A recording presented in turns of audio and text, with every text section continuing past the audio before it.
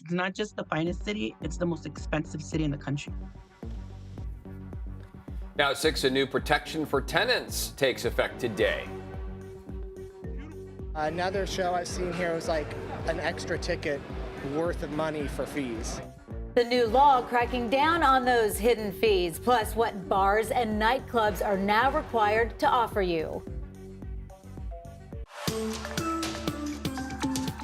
You're watching CBS 8 Mornings at 6. Well, it's called July Fry for a reason. Yeah, things really starting to heat up out there. So glad you're with us. 6 a.m. here on this July 1st. I'm Eric Connor. First, here we are. I'm Anna Laurel in for Neda Iranpour. Let's get right to meteorologist Evan Narani for a check on our forecast. Hot and getting hotter all week, Evan. Yeah, I mean, this is a heat wave that we've been holding on to for weeks and is just going to get hotter.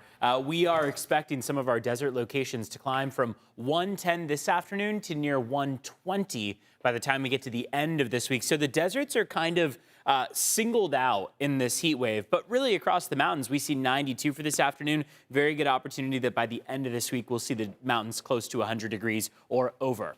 Coast continues to remain the place for some relief. 72 along the coastline, 85 for your inland valleys, and 92 out there for the mountains. Excessive heat warning is in play only across our deserts, but the same message applies regardless of where you are, and that's to ideally bring plenty of water, bring plenty of sunscreen, check on your pets, your neighbors, kids, of course, all those susceptible to heat-related illnesses. So this is going to be a hot week across the board here. Plenty of sunshine expected by each afternoon, but we are dealing with a little bit of cloud cover along the coastline in the form of a marine layer. We'll talk about the fog that's affecting us this morning in just a bit. We do want to send you some reminders, of course, for the heat. Experts say you should be drinking a gallon of water on hot days, more than you think you need. You should be avoiding alcohol and caffeine because those are drinks that can dehydrate you. Avoid going outside during the afternoon, especially for our deserts today, and then apply sunscreen every 2 hours. Be reapplying constantly. As far as your clothing goes, light-colored, loose-fitting clothing is what's suggested.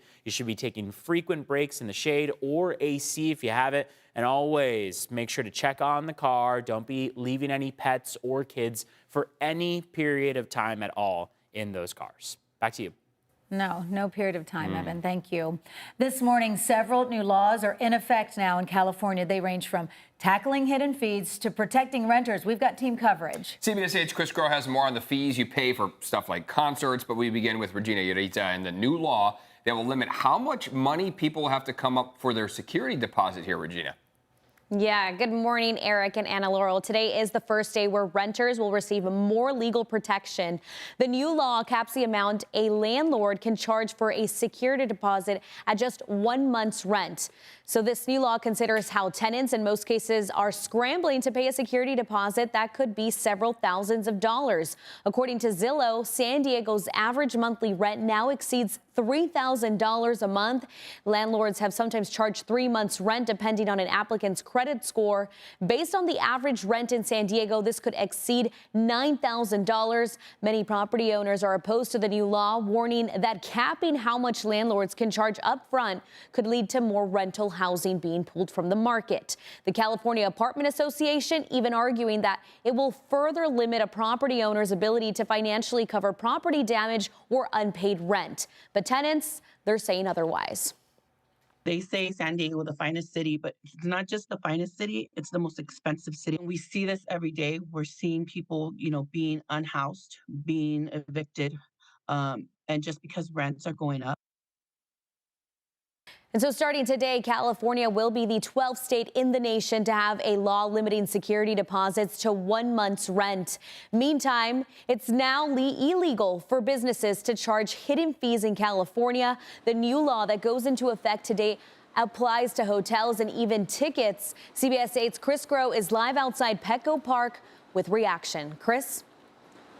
Yeah, Regina, so let's break down 2 laws that are going to impact that right now. We'll start with the first one that is probably the one that so many music fans have their eyes on. That's the one that is going to be banning companies like Ticketmaster, Live Nation, and so forth.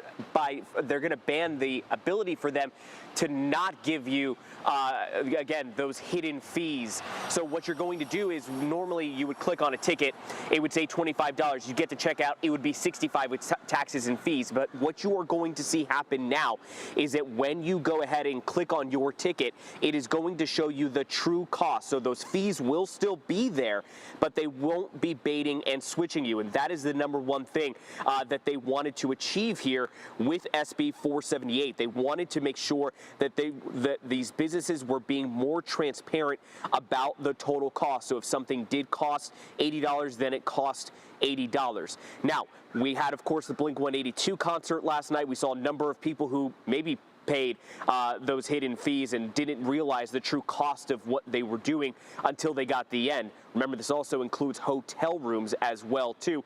We spoke with some fans who said, hey, this is definitely something that they would like to see happen, especially if it leads to cheaper ticket prices in the future. Is great because you end it's like a ticket, say it's like $80, and then it ends up with extra fees, maybe like 100 or more. So I mean that's amazing because if you save it, you can just use it for parking or something. So when we're talking about surcharges and junk fees, there was a lot of confusion when this went into effect today because what was happening back in Sacramento, a lot of people thought restaurants were going to be tied to this, but there was a big pushback from restaurant unions and others who said that this would be taking money out of the service industry's pocket. And so there was a separate bill that was crafted, SB 1524, and what that does is that it does allow for restaurants to continue having those service fees or those cost of living fees not built into the prices that you see on menus, so long as they advertise on their menus, on their signage, that fees are on the final bill, but it would not be reflected in individual menu items. So for instance, a hamburger that costs you $19, you'll still see it cost $19 on the menu, but when you get that final bill, if you didn't read the fine print, you might be surprised to see those surcharges. But again, they still have to put that verbiage out there and on their menus. They're going to get a year to do that. Eric and Anna? All right, so more transparency here when it comes to those fees. Thank you, Chris, for breaking that all down. Also today, a new state law will go into effect requiring bars and nightclubs across California to have drug test kits available to detect the presence of controlled substances in a customer's drink. Local bars and nightclubs will have this sign out there to show that these kits are available at the location, but it will be up to the businesses to decide if they will charge or give the testing kits away for free. For some, the new law gives them comfort knowing there's a resource like this available.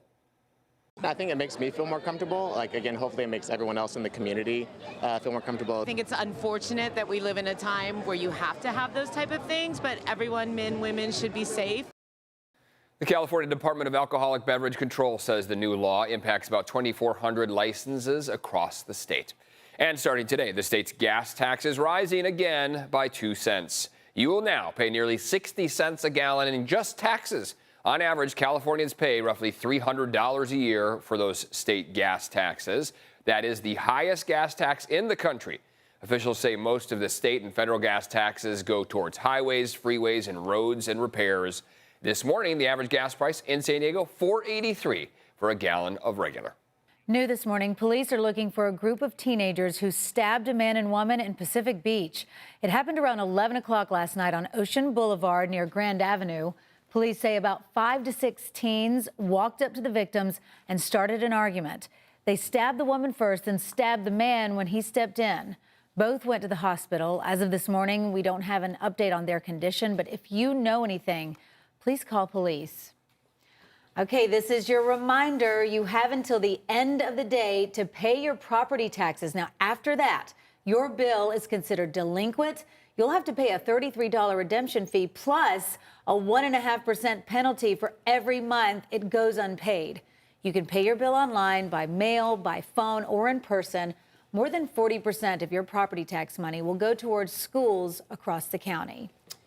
All right, here we are on this Monday. Things are going to start warming up once again heading into the weekend. Where have I heard this script before? Yeah, right? Yeah. This is a repeated message. Third weekend in a row, I think. The thing is, the deserts are really the standout. Okay. The Borrego Springs Ocotillo Wells location could exceed 115 degrees, in some cases nearing 120 degrees by the end of this week. Today, only going for 110. So that is going to be a clear and discernible warm-up across our desert locations. Quite a different scenario along the coast. Coast continues to be the place for relief across San Diego County. You got not only cooler temperatures, but also clouds to start off the morning. So as we kick off our Monday here, we have temperatures across the county in the 60s. Cloud cover is pretty significant for our coastline, pushing into some of our inland valleys. This is low cloud cover, meaning that visibility is reduced. Fallbrook is at less than a mile. Otay Mesa just made it back to a mile. 2.5 miles of visibility in Miramar, 1.3 up at Camp Pendleton. So the reminder here is to limit your speeds if you can't see too far in front of you.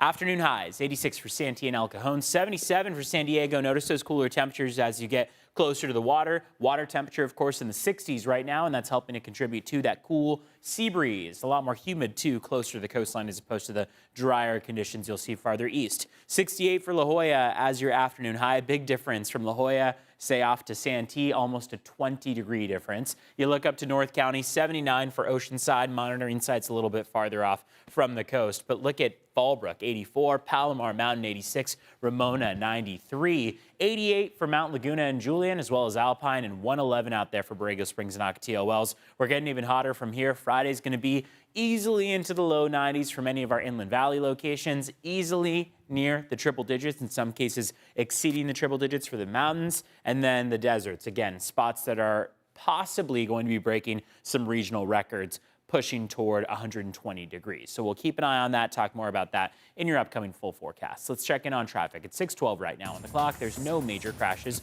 or collisions this morning. The main emphasis that we have on traffic this morning is to be reducing your speeds if you can't see too far in front of you. Again, fog is an issue to kick off the morning.